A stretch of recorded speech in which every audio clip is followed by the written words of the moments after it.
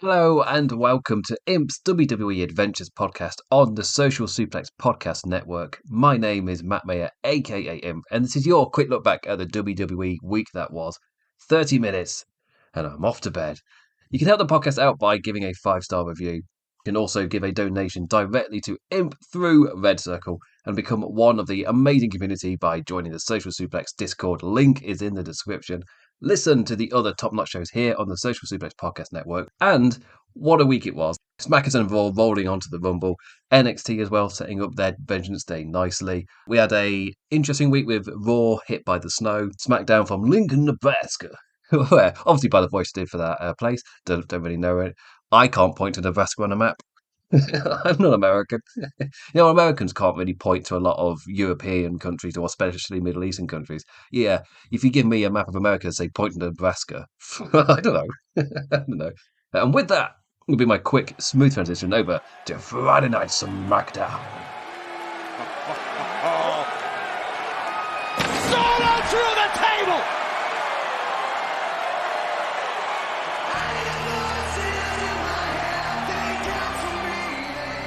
Bloodline tried to take control of Smackers, those devilish rule bastards, but British authority always wins out in the end. There's one thing you can take away from this show, is that learn from history, guys. Triple H learn from history. He's writing it into the show. The British always win. A nice show of power by Nick Aldis, establishing him as a competent authority. Just for the point of the episode, right? It's about establishing the British. Yeah, that's what I thought. Punishing the Bloodline for both their actions and Roman's absence. Booking a 6-man tag main event, and sans Roman just means find a friend, or is it handicap, baby? A main event, Orton, Knight, and Styles versus Jimmy Solo, and no, they don't need none. The Bloodline lads taking out Randy Pandy on the ramp, and that's their little cheeky idea. A little clever idea, just a cheeky evening of the odds. They didn't need anybody because they're going to take out Randy. Instead, they just set up old Randall Keith for a nice night resting before his music hit again for the hot run-in. Slide right in and hit an RKO. A bad night for the Bloodline. Taken out with Solo, even powerbombed through the announce table with all 3 challenges at the Rumble now running with momentum. And for me, that's what this was all about. It's really not very long to the Royal Rumble. You've had your match established last week. They give momentum to the villains this time to give a reason for Roman Reigns to come back and shout at his people, just to create that little illusion where none of us believe he's going to lose at the Rumble, but at least give us something to come out of the Rumble, which is what they did last year. Obviously, to a much grander degree, where, yes, we don't believe last year that Kevin Owens was ever going to beat Roman Reigns, but none of us cared because of the whole Sami Zayn stuff with all of that drama. Now here, it's building up something where, yeah, we don't expect Roman to lose. However, there are multiple things at play here. Yeah, there's the whatever the hell's going on with AJ stuff. There's the dynamic within the Bloodline. Roman Reigns is not happy with Jimmy Uso. And the way the Bloodline is right now is creating that friction of, well, what will happen? What is actually going to happen? What's going to come out of it? There is that Bloodline intrigue, even though it's nowhere near at the level that it was last year. Especially just in terms of like character arc point, as in where we are at the time, because it was like a huge moment we've been building up to for ages last year. This time it's the starting point or something, which is very, very different. It doesn't feel like last year. Well, yeah, they're at different stages of his story this time. It makes no sense that it would be. But yeah, it's nothing more than that. A perfectly fine, fun main event. Not really a lot to talk about, which is great for podcasts. It was perfectly fine. SmackDown's main event did its job. Really, the other things I really want to talk about. So, as an Englishman, Tyler Bate and Butch have a boys' coffee date. I obviously want to talk about this. Birmingham mates, Tyler Bate trying to help his friend find himself, hearing the phrase unbelievable techers being said without any irony on the WWE show. That is just a culture shock wave for the British. It's just that you can't say unbelievable techers on WWE TV without any ounce of irony. At least when Zack Sabre Jr. is doing it, it's like it's the name of a team. He names all of his stuff out of random British references, and it's another British reference. It's like this time it's just said within a sentence from Tyler Bate, just unironically. Not a sense of irony. But that means they're bringing Pete Dunne. No, proper Pete Dunne. Butch is finding his inner Pete Dunne, his inner bruiserweight to bring that back out. And I was saying last week that they don't have to change his name straight to Pete Dunne. They don't have to do such a huge shift and change about. They can, personality-wise, make him the Bruiserweight. Maybe, you don't have to call him Bruiserweight Butch. You don't have to. But, if he finds that inner character with him, Or even just put Pete Butch done, like just the things together like he did with his Twitter immediately. And immediately I was like, you know what? Yeah, that's fine. Vince gets his Butch and the rest of us get Pete done. That was perfectly fine. They're all part of it, they're all together. That's something that, in terms of like, if you're doing a shift like this, I don't need them to completely abandon everything Butch stand for in a thing of, that was just a shitty Vince idea. We're moving on to something actually good now. Yeah, he was one of those guys that Vince was never going to say anything in, but Triple H clearly did from minute one with a lovely little segment with he and Tyler. But it's the fact that they staged it. There's a coffee date as well. So hey, go ahead, Pete. I'll take you out. I'll give you have a lovely cup of coffee and a talk. All right. And he gets there. So we need to calm your shack for Pete. It's just not the vibe I would have ever pictured for like putting a team together with a WWE and a babyface team at that as well. Bianca Belair faced the odds of full force damage control. I'm sure that group will be lasting long past the Rumble. Wink, wink, nudge, nudge, tickle, tickle. Setting up the Royal Rumble, which feels very, very damage control heavy. The men's Rumble feels very Raw side, whilst the women's feels very SmackDown. And a big deal of that is to do with the damage control stuff. I say it feels very SmackDown. It's very SmackDown plus Becky, who feels like a very strong contender for the winner. Bailey feels like the person you use to kick off her WrestleMania story at the Rumble. Be that with her team taking it, like kicking her out or whatever. But I did love the note here because I feel like I've applauded Triple H for being a lot better with the subtle side of the storytelling. But I feel like when you're telling some stories, that subtlety isn't really what you need if you want to try and get everybody on board. And that's what this was. It's abandoning all of the subtlety we'd kind of seen since Asuka joined up with Damage Control, since we got and Kairi Sane came back. But since we got that new lineup of people, this was the first time that we actually truly got to see something that wasn't subtle. Just right enough. And to be fair, it wasn't like amazingly subtle beforehand, but this is, the idiots can follow this. This is, okay, at this point, we're going to have a thing happen right in front of you. It's going to be really prolonged, really dramatically played out.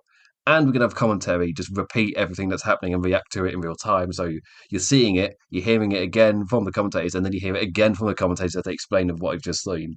The nice spot was Bianca was down on the outside, right in front of the damage control asses. Bailey selling the knee in the ring and grabbing the ref's attention. Classic heel move you see all the time. Distracting the referee. Bianca Belair down on the outside, right in front of the group, and the baddie group did nothing.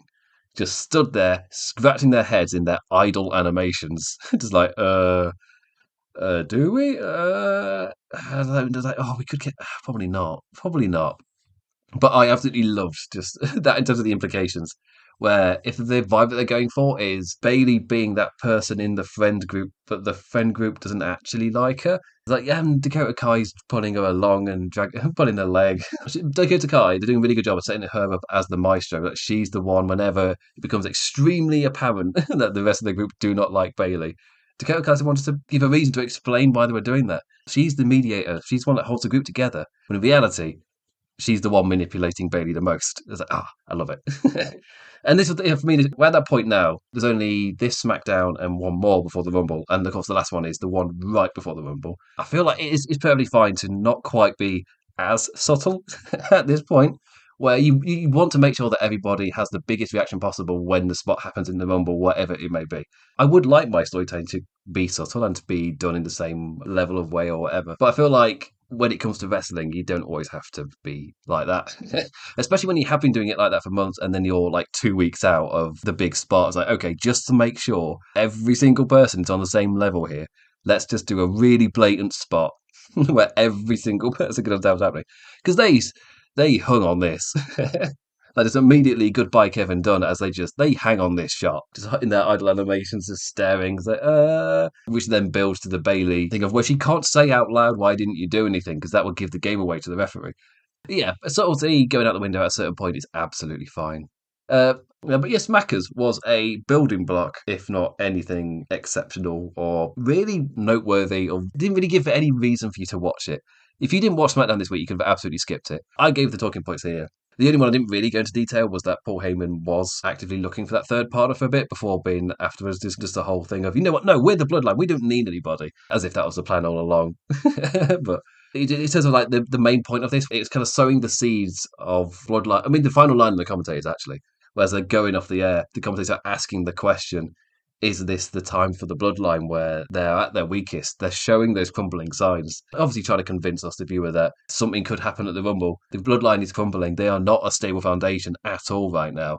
This could be the end, right? Obviously, to try and convince you that Roman could lose, which he's never going to do. However, there's also the other tease. What happens to the bloodline from the fallout of the Rumble and the entire build of the Rumble as we go to WrestleMania and the other stuff? You got both Cody and The Rock breathing down his neck. Who on earth wins the Rumble can massively just shift whatever happens with the bloodline.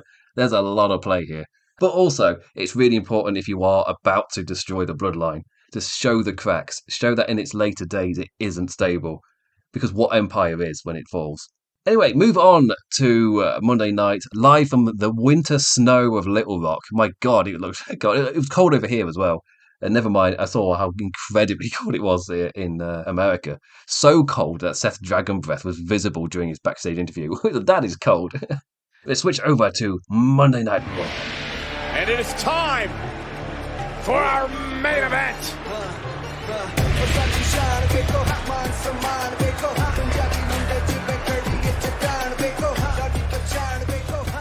Monday Night Raw, live from Little Rock, starring Jinder Mahal. Oh, we're immediately jumping into the Jinder Mahal stuff. Oh yeah, Bubba. Not a lot to talk about from SmackDown. My God, there's stuff to talk about from Raw. So, how was the main event? It was, after this whole past week of everything that happened with the whole USA tweeting about, oh, what about the cage match rating, with the whole Tony Khan things where he went on about the whole Jinder Mahal stuff, with the whole people comparing Jinder Mahal to Hook and both sides doing the whole big like tribalism thing when it didn't matter, building to a point where Cage Match had to issue a statement and say, please leave us out of your bullshit tribalism. We don't care about it. We do not want to be a host for that stuff. If you do that, we will ban you. What's obviously happened then is the certain side that they wanted to complain against, like the Meltzers and whatnot. Especially, there's a very small WWE like stan demographic that will use all these little things, and it's in that world of like using the buzzwords or whatever. Rich and James did a really good thing about like the whole like angry side of Twitter right now with the post-truth kind of world. What's happened this week is cage match has just become the latest buzzword to use in your engagement posts if you're that kind of tweeter. It's like, obviously, the cage match saying, please just leave us out of this. Nothing bullshit. We do not want to be part of this. That has then, for those people, shifted cage match into other buzzwords like Tony Khan and AEW. It's like, it's put cage match in the bracket with them. When cage match were like, no, we don't get out. We don't care about all that stuff. That's not what we are. But anyway, all of that happened. Spurring off of Jinder Mahal, Seth Rollins being announced, and it's this whole big thing. They spent all night as well making it feel like a big match, a big main event, giving each guy like little promo segments and doing promo packages as well to build it up as this is a big main event. Seth Rollins, Jinder Mahal. After all of that BS, the kind of conversation I brought into this, just to give the awe of what it was like before we go into this match. How was it? How was the match? Because again, Hook versus Mojo, the other main event that was being hyped up around the same time, I was like, oh, this is the other thing we needed to test, was really good. So how was WWE's offering with the whole Jinder Mahal thing? Obviously shit. Obviously it was. It's exactly what you thought it would be, with no illusion whatsoever. Kind of standard, kind of fine telly main event. A win for Seth, like right before we kick into the WrestleMania Gear Road. This was a win for Seth.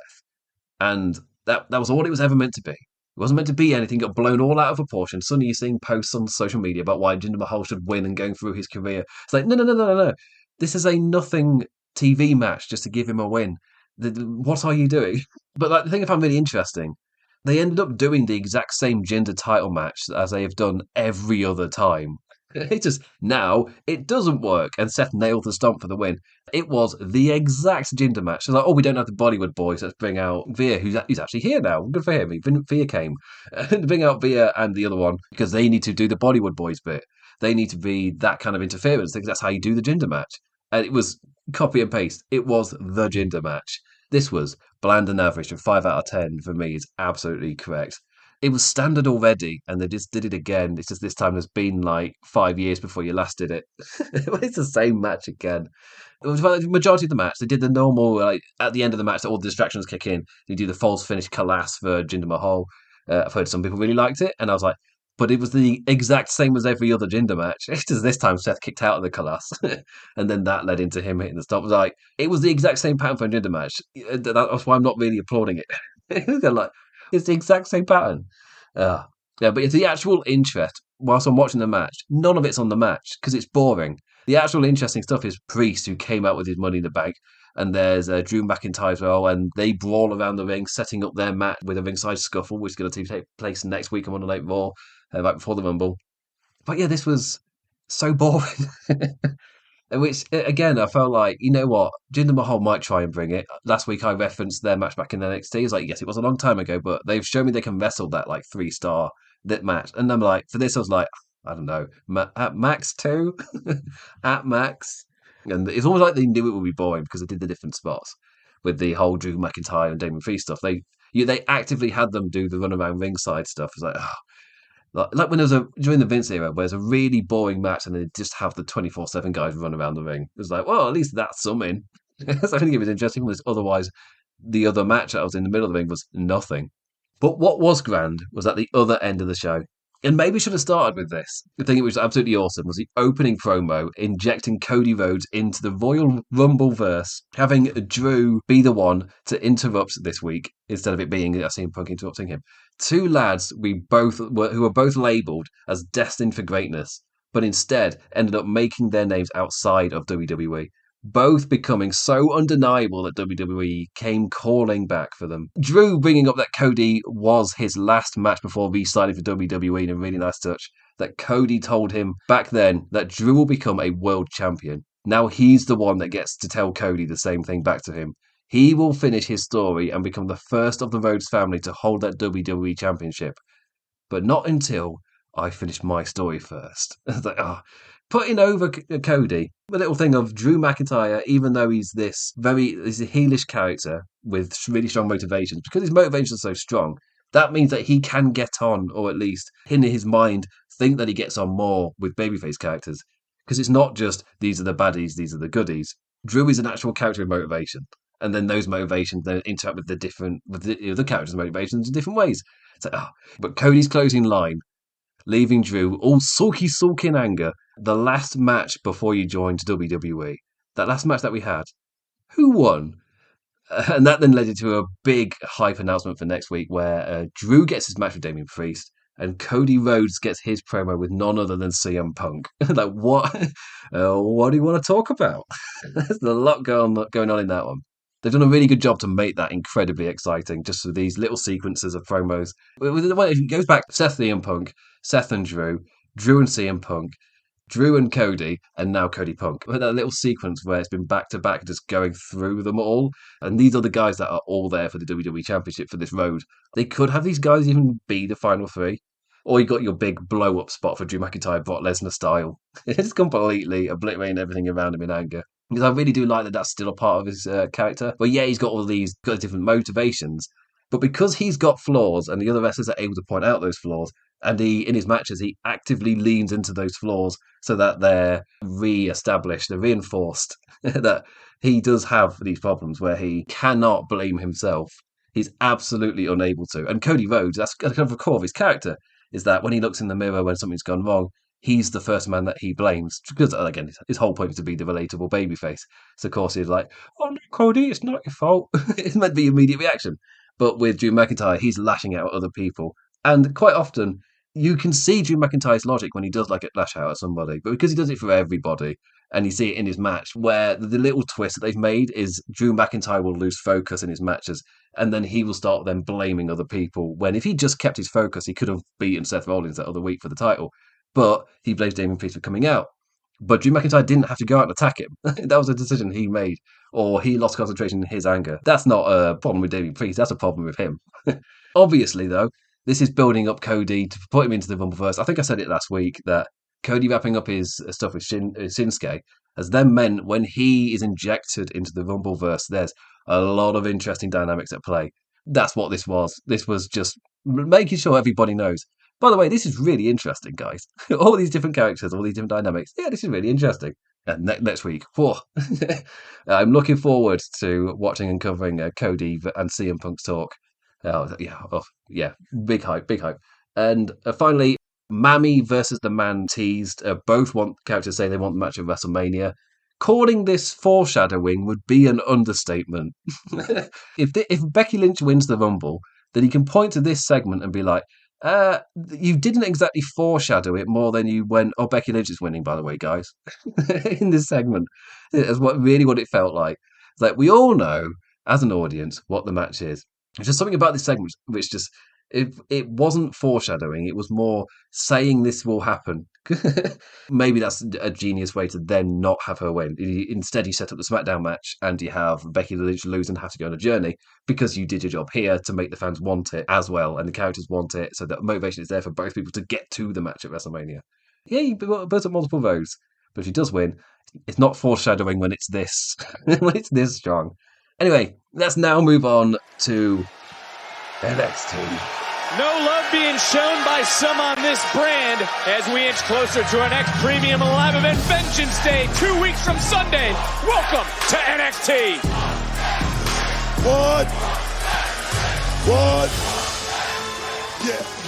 Trick Williams saved a man's life. Jesus Christ. Like a dive without enough rotation.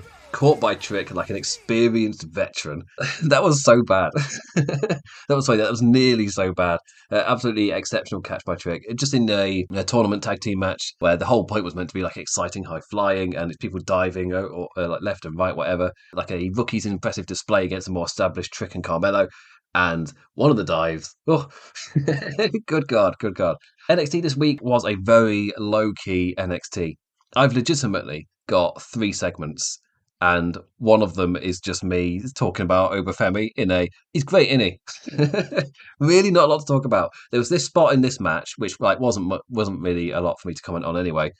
Trick Williams catch, they won the match. The other team, I felt like, because it's one of those matches where there's a lot of high-flying stuff, but it felt a little bit jittery for the more rookie team, one guy in particular. But when it came to the dive stuff, it almost felt like for the second half of the match, they switched where the guy who'd been less composed, suddenly he started clicking and it all started working. He was nailing everything. And the other guy, he mucked up and he nearly necked himself. I was like, good God. But Trick Williams' reaction was incredible. As in, watching that, you would have assumed like he's a veteran who's been doing this for years and years. I mean, that says why he shot up the card if he got that kind of instinct. But yeah, it was a scary moment and everybody's fine.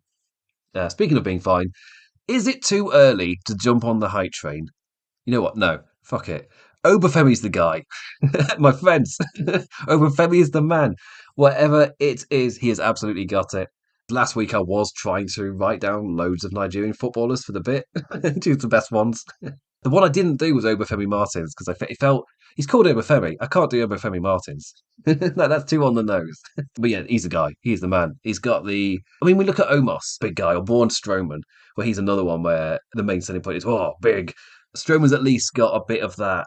You know when Lesnar just charges at someone, is that scary pace when he charges at them. Strowman's got at least some of that, where when he just runs quickly, there is just that big guy kind of feel to it. Omos doesn't have that. He can't move anywhere near quick enough. He's too big. Obafemi feels like the absolute dream where he is absolutely massive and a huge unit. But he can, not only that, he can also talk, which arguably like Omos 100% cannot. And Braun Strowman, he can do the shouty 80s stuff, but anything more than that, and it's not great. But when it comes to Obafemi, it feels like he's got a really calm charisma about him, which for a man his size, that's incredible. And the fact that he is both so powerful and so athletic as well. You watch Omos and you wonder if he's ever going to take a bump. It's like, can you take them? Obafemi's like, no, this guy can generally go. And he's huge, and he's quick and athletic, and he's calm and composed on the mic. The way that he played with the crowd here as well, and just lent into their chants rather than getting kind of shook by them. Oh, it was. I just watched this. I was just like, you are so early into your NXT run, and you are this composed and this good. I'm not saying that he's like the guy. Put him in the Rumble now. Like I'm not saying that, but I am saying like in a couple of years, this is going to be a huge guy in the main roster. Let him develop. Let him breathe. It could be a big deal. The other thing was the main event to decide Larry Vicary's main contender for Vengeance Day. And but with Cora Jade's injury, we then got a Battle Royale which then led into a Fatal 4-Way to determine the new contender. But before that, Liv Valkyrie herself got herself a loyal minion. Like Athena and Billy already getting tribute stacks. It's not even been a month. Paxley dressing like Valkyrie. Wait, I feel like, did I call her Tyra Valkyrie? Lyra Valkyria. In my notes, I have written it correctly, but I always write Tyra Valkyrie first. Just because it's just like the names are so similar to such a point where I always write the other one down before. I was like, no, go back. That's who it is. Paxley dressing like Valkyria and excitedly mimicking her entrance, trying to make her like this lovable little miniony character. She's the one to take the beating to give Valkyria the hot tag. Like she gives the champion the momentum to seem like the bigger deal in the match, and she's the one to take the bullet. Just a lot to make Paxley that lovable, loyal minion. But you know what? That final spot absolutely worked. It was so good. Paxley taking Lola Vice's spin kick finisher right to her face, taking the bullet and falling out cold to get the win on the other one. It's just like, that was so well done. It's like, oh, you know what? This could be a good bit of fun. A good bit of fun. Speaking of a good bit of fun, Battle Royal time. Who's getting that Vengeance Day spot with the champion? The people who got their highlights in this match are Lash Legend, as she got her strength highlighted. Kalani Jordan, too, getting the Kofi Wiley elimination escape. Jumped to the announce table, walked the barricade during commercial. It's like, oh, so you set up the how's she going to get through this, and then it happened during commercial. It's like, oh, okay. All right then. Lola Vice all hailing it up after tearing apart her team, but Paxley is still there as a loyal minion for our champion. Blair Davenport with the angry post-elimination murder of Petrovich. She got the post-elimination angry destroying spot. Ariana Grace acting like eliminating the knocked out Petrovich was like the greatest achievement in the world. I've talked about how much I love the Ariana Grace and her character. It's just like, yeah, it's such a good little comedy gimmick. It works so well. Thea Hale as well getting a focus too, like one of the few with an entrance. It's like, oh, so you're going to be an important one in this match. And getting a nice moment run of fire. Roxanne Perez made it to the final six with no spots until that moment. Like, good for her. You took no bumps. Good for you. You got that far doing nothing. Good for you. I don't even think Roxanne got an entrance. I think she was just there after the ad break and then didn't do anything until the final six. Our fatal four-way then fell to Kalani Jordan, Kiana James, Roxanne Perez, and Fallon Henley. Izzy Dane saving Kiana James from Jordan's pop-up moonsault, but Pop Rocks from Perez code-redded Jordan into her snatching the win. Roxanne Perez is now going to face Lyra Valkyria, pause to say it correctly. You can't have a name that close to Taya Valkyrie and not expect me to struggle. Valkyria getting her contender for Vengeance Day in the form of Roxanne Perez. So yeah, that's fun and exciting. And I rewatched the Women's Rumble last week and completely forgot that, oh yeah, Roxanne Perez was in there after becoming NXT champion. Like, oh, it feels really weird. Something about the NXT verse where I remember seeing that, but that because I wasn't watching at the time. It's like a weird time warp that doesn't feel like it was that long ago. It feels like Roxanne Perez joined after not that long ago, but she was champion by that point. Anyway, that is the end of the review. NXT also not a massive amount happening. They did the Battle Royal. They continued the tag team tournament for the guys. And Obafemi is fantastic. He is everything. He is my reason for watching NXT. Anyway, with that, I say thank you for listening, liking, engaging in any form, any manner. Always appreciated. Never take it for granted. I'll be back next week when hopefully my breathing is a little bit better because I can feel it this week where I am really struggling in between every single sentence. So hopefully, if there was like a little bit of like it just doesn't feel like I'm as invested in what I'm talking about. I was like, I'm having a bad breathing day. Somewhat struggling to breathe whilst I'm doing the show. So be happy you're even getting me. That's it. Be affectionate to your fans, to your listeners. There, yeah, you're lucky, guys. You're lucky you're even getting me. Anyway, I'll be back for next week. And with that, I bid you adieu. Adios.